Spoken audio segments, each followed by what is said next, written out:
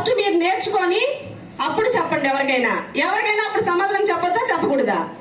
ఇక్కడ మీటింగ్ ఇది నాకంతా వచ్చేసి నేను నేర్చుకున్నాను వెళ్ళి చెప్పొచ్చు అని చెప్తున్నాం. కొంతమంది మనకి తెలియని విషయాలు కూడా అడుగుతున్నారు.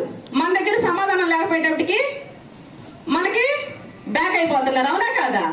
మనం చెప్పిన వాళ్ళే మళ్ళీ ఇంకొకరి దగ్గర ఐడి తీసుకుంటున్నారు. అవునా కాదా? జరిగిందా జరగలేదా సార్? ఎందుకు?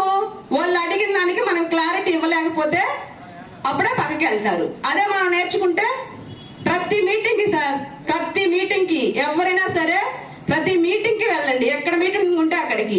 నిన్న మీటింగ్ వెళ్ళాను, ఈ రోజు మీటింగ్ వచ్చాను, రేపు ఎక్కడన్నా మీటింగ్ ఉంటే కూడా వెళ్తా. నేను నాకు టీం ఉందా లేదా? 50,000 వచ్చిందంటే టీం ఉంటది కదా నాకు కూడా. ఫీల్డ్కి వెళ్ళాలా లేదా? వాళ్ళకి ఫీల్డ్కి వెళ్ళాలన్నా కూడా ఎవరైనా ఫీల్డ్కి పిలిస్తే నాతోటే రండి, మీరు కూడా మీటింగ్ లో కూర్చుందరు, నన్ను ఫీల్డ్కి పిలవకుండా మీరే నేర్చుకోవచ్చు అని చెప్పి తీసుకొని పోయి నేను 2 లీడర్లని. థ్యాంక్ యూ సార్ నాకు ఈ అవకాశం ఇచ్చినందుకు. ఒక్కసారి అందరూ బిగ్ క్లాప్స్.